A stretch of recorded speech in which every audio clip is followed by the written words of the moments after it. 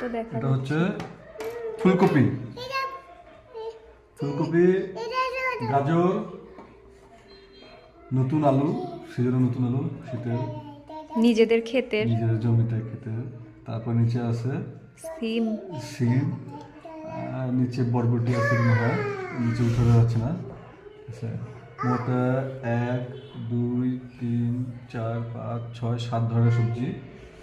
আর এর পাশে আছে শীতের সবচেয়ে বেশি ভিটামিন, শাকের মধ্যে সবচেয়ে বেশি ভিটামিন পালং শাক। এর মধ্যে ভিটামিন, ক্যালোরি, আয়রন সম্পূর্ণ। ছোটবেলায় কারণ দেখছি ওই যে কী বলে ওটাকে, পপ্পায়, যেটা ওই যে খাইলে শক্তি বাড়ে, এইটা সেই সবজি পালং শাক। আমরা শুরু করি গাজর কাটা থেকে শুরু করি। অনেকে বলবে যে কীভাবে কাটতেছে, আমি আমার মতন কাটি। ছিলবা না তুমি গাজর? হ্যাঁ, ছিলবা না? গাজর ছুলতে হবে, গাজর তো এমনি খাওয়া যায়।